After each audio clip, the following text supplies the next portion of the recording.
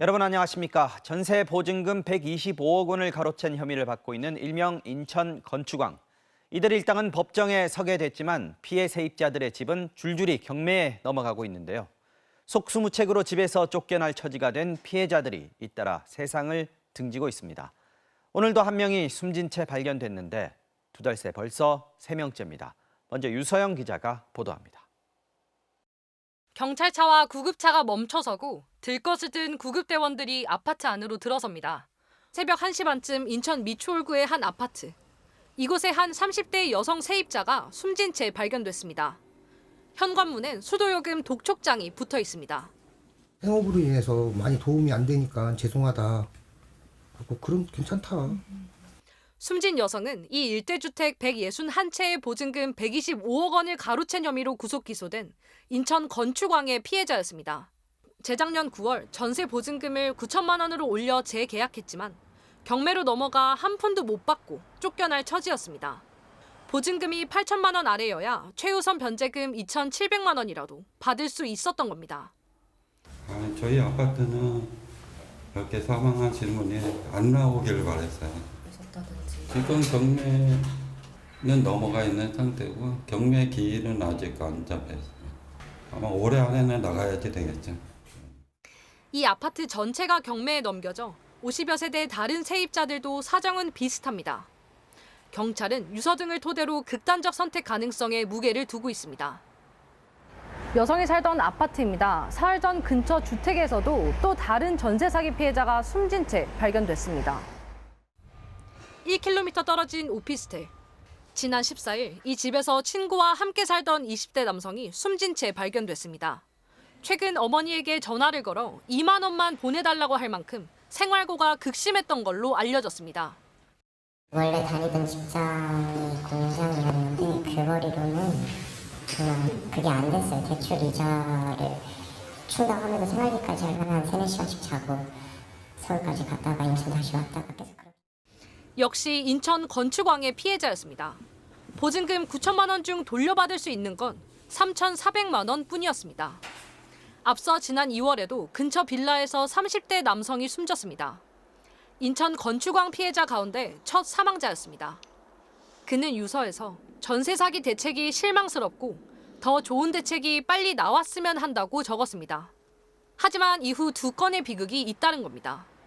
피해대책위원회는 내일 저녁 인천 주안역 광장에서 이들의 추모식을 열 예정입니다. MBC 뉴스 유서영입니다. 네, 지난 2021년 더불어민주당 전당대회 당시 돈봉투가 오갔다는 의혹과 관련해 이재명 대표가 나서서 죄송하다고 사과했습니다. 의혹 해소를 위해 송영길 전 대표의 조속한 귀국도 요청했는데 프랑스 파리에 머물고 있는 송 전 대표는 이번 주말쯤 현지에서 입장을 밝히겠다고 했습니다. 김건휘 기자입니다. 더불어민주당 지도부는 주말인 어제 오후 비공개 최고위원회의를 열었습니다. 밤 늦게까지 지속된 논의는 오늘 아침 이재명 대표의 대국민 사과로 이어졌습니다. 이번 사안을 엄중하게 인식하고 있다는 말씀을 드리면서 이번 일로 국민 여러분께 심려를 끼쳐드린 점에 대해서 당 대표로서 깊이 사과드립니다. 또 2021년 전당대회에서 당선된 송영길 전 대표에게도 현재 체류 중인 프랑스에서 일찍 돌아올 것을 요청했다고 밝혔습니다. 민주당의 입장 변화는 검찰이 강제 수사에 착수한 지 닷새 만의 일입니다. 당 내에서도 이미 합리적 의심을 넘어 강한 확신에 이르렀다. 송 전 대표도 알고 있었던 것이 아니냐는 비판이 나왔습니다. 쓰레기 같은 아주 시궁창에서만 볼 수 있는 이런 아주 냄새나는 아주 고약한 일이 벌어진 거에 대해서는 저 할 말이 없습니다. 검찰의 압수수색을 받았던 윤관석, 이성만 의원의 거취에 대한 논의도 이미 시작된 것으로 알려졌습니다. 송영길 전 대표도 MBC와의 통화에서 어제 이재명 대표와 전화했다며 이번 주말쯤 귀국 일정을 포함해 입장을 밝히겠다고 말했습니다. 국민의힘은 민주당을 향해 부패정당 공세를 이어갔습니다. 더불어민주당 돈봉투 게이트 제보센터를 설치해 고발을 받겠다고 나섰고 이재명 대표를 대선 후보로 선출했던 재작년 전당대회에서도 불법 자금이 오간 의혹이 있다고 압박했습니다. 더불어 돈봉투당이라고 해도 과언이 아닙니다. 이 전당대회의 핵심에 있는 송영길 전 대표는 하루빨리 귀국해서 돈 봉투 살포 의혹을 밝히는 수사에 적극 협조해야 마땅합니다. 정의당 역시 사과와 송 전 대표의 귀국만으로는 부족하다며 후진적 비리에 대해 싹을 도려내고 일벌백계 해야 한다고 요구했습니다. MBC 뉴스 김건유입니다. 네, 계속해서 다음 소식 전해드리겠습니다. 서울 강남 학원가 일대를 공포에 떨게 했던 마약 음료 사건에 대한 중간 수사 결과가 발표됐습니다. 경찰은 이번 사건을 마약과 보이스피싱이 결합된 신종 범죄 유형이라고 규정했는데요. 또 이번 범죄가 최소 6개월 전부터 치밀하게 준비됐다고 밝혔습니다. 송서영 기자가 자세히 전해드리겠습니다. 지난달 28일 강원도 원주. 택배기사가 차량에서 물품 상자들을 꺼내 PC방 안으로 옮깁니다. 이후 PC방을 찾은 다른 남성이 자신의 차에 같은 짐들을 다시 옮겨 싣습니다. 마약음료 제조체 길모 씨가 중국에서 배송받은 재료를 집으로 옮기는 장면입니다. 지난 3일 길 씨는 집에서 만든 마약음료를 오토바이 퀵서비스를 통해 서울 강남 일대의 아르바이트생들에게 전달합니다. 음료는 중국산 우유에 필로폰 10g을 섞어 만든 것으로 경찰 조사 결과 드러났습니다. 제조된 100병 중 18병이 학생들에게 배포됐습니다. 그중 8병을 학생들이 마셨고 나눠 마신 학부모 1명을 포함해 피해자는 총 9명이라고 경찰은 밝혔습니다. 나머지 병들은 폐기되거나 수거됐습니다. 경찰은 이번 사건을 마약과 보이스피싱에 결합한 신종 범죄로 규정했습니다.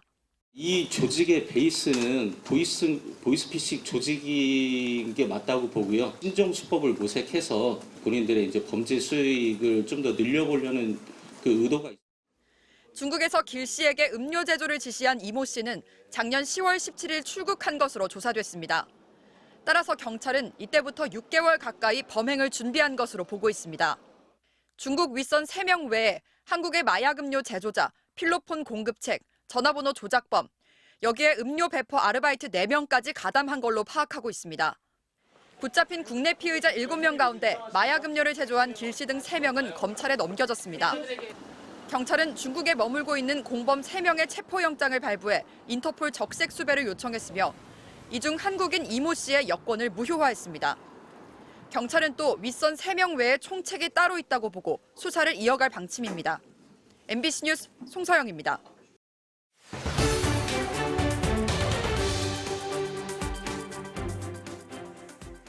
요즘 피부과에서도 도수 치료를 한다는 이야기 혹시 들어보셨나요? 수백만 원대 도수 치료 프로그램을 끊으면 고가의 피부 미용 시술을 해준다고 하는데요. 알고 봤더니 아프지 않은 사람에게도 도수 치료가 필요한 것처럼 실손보험을 빼돌리는 수법이었습니다. 어떻게 이런 일이 가능한지 박솔립 기자가 집중 취재했습니다. 수도권의 한 피부과에서 내건 패키지 상품입니다. 피부 관리가 아니라 관절이나 근육의 통증을 줄여주는 도수 치료를 한다고 합니다. 직접 찾아가 상담을 받았습니다. 도수를 진행하시면 50만 피부 포인트를 적립해드리는 거예요. 윤곽주사라던가 뭐 이런 거 어느 시술이든 상관없이 하실 수 있어요. 190만 원을 결제하고 도수 치료 10번을 받는 조건으로 피부 관리를 받게 해준다는 겁니다. 어차피 도수 치료 비용은 실손보험으로 다 돌려받을 수 있다고 귀뜸합니다. 전혀 이제껏 환급 못 받으신 분들은 없었어요. 어떻게 해서든 환급하게 저희 쪽에 서류 다 챙겨드리고 보험사 직원이랑 직접 전화하기도 해요. 또 다른 피부과에선 환자가 도수 치료를 받든 말든 개의치 않습니다. 도수 치료는 핑계일 뿐 그냥 피부과 시술만 받아도 된다는 겁니다. 안 받으셔도 상관없어요. 피부를 좀 더 해드릴게요, 그러면. 그래서 오늘 슈링크 들어갈 거고요. 입꼬리 보톡스는 한 번 맞으시면 6개월 한 번이죠. 그래서 이거 들어갈 거고. 환자 입장에선 5만 원 안팎의 본인 부담금만 내고 손해보험사로부터 나머지 병원비를 모두 환급받습니다. 대신 50만 원이 넘는 고가의 피부과 미용 시술을 받는 겁니다. 피부과 입장에선 단번에 수백만 원대 진료비를 허위로 챙길 수 있습니다. 도수 치료뿐 아니라 안검하수로 허위 진단한 뒤 쌍꺼풀 수술을 하고 레이저 치료로 둔갑시켜 잡티 제거 시술을 하기도 합니다. 미백이라든지 뭐 피부 광채라든지 이건 미용 목적이지 않습니까? 실손 보장이 안 되거든요. 그래서 이걸 질환으로 바꿔요. 그렇게 되면 허위 진단서 발급이거든요. 의료법상 의사는 진료 과목 구분 없이 모든 진료를 할 수 있다는 점을 노린 겁니다. 경찰에 적발된 한 20대 여성은 14차례 도수 치료를 받았다며 실손보험금 280만 원을 챙겼는데 실제로 받은 시술은 지방 분해 주사와 일명 샤넬 주사라는 미용 시술이었습니다. 문제는 병원에선 건강보험에서 진료비까지 추가로 청구해 받아낸다는 점입니다. 도수 치료만 하고 말아야 되는데 건강보험에도 진료비 청구하고요. 그다음에 또 물리치료 같은 것도 청구할 수 있는 거죠. 지난해 진단서를 허위로 작성해 보험금을 청구한 사람은 17,000여 명, 금액으로 2,500억 원에 달합니다. MBC 뉴스 박솔필입니다. 대낮에 학교 앞에서 만취운전 차량에 치여 세상을 떠난 고 배승아 양의 유족들이 국회를 찾아서 상습 음주 운전자들의 신상 공개 법안을 마련해달라고 호소했습니다. 이미 1년여 전부터 대만이 이 법을 시행하고 있는데요. 효과를 보고 있는지 차현진 기자가 알아봤습니다. 하태경 의원이 오늘 대표 발의한 음주 살인운전 신상 공개법.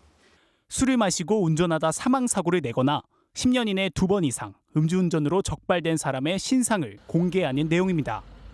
대만은 작년 3월부터 비슷한 법을 시행하고 있습니다. 10년 이내 2번 이상 걸린 음주운전자가 대상입니다. 대만 수도 타이베이시 교통국 홈페이지입니다. 상습 음주운전자들의 이렇게 얼굴과 이름 등이 나타나 있는데요. 이렇게 2차례 적발됐다는 표시와 함께 당시 혈중 알코올 농도까지 적혀 있습니다. 대만 정부는 2011년부터 음주운전 사고에 대한 처벌을 구체적으로 명시했는데요. 사람을 다치게 하면 최대 징역 1년, 숨지게 하면 7년입니다. 2013년엔 음주운전 적발의 혈중 알코올 농도 기준을 0.05%에서 0.03%로 낮췄습니다. 기준 수치는 우리나라와 같지만 적용 시기가 6년이 앞선 겁니다. 이런 조치들이 시행된 뒤 보시는 것처럼 음주운전 사망자 수가 이렇게 뚜렷하게 감소세를 나타냈는데요. 하지만 재작년 다시 이렇게 오름세를 보이자 대만 정부가 극약 처방을 내놨는데 그게 바로 신상 공개인 겁니다. 전문가들도 음주운전을 줄이는데 효과가 있을 것으로 기대하고 있습니다. Deterrent effect really depends on how strong the fear of being humiliated or embarrassed. And you can see their names on the website or somewhere. 다만 신상 공개가 만능 열쇠는 아니란 지적도 나옵니다. 공적인 활동도 안 하고 거의 뭐 사회생활과 전혀 관련 없는 생활을 한다. 그러면 근절하기 위한 하나의 방편인 거지. 이 신상 공개만으로 만면통치약이다라고 볼 수는 없습니다.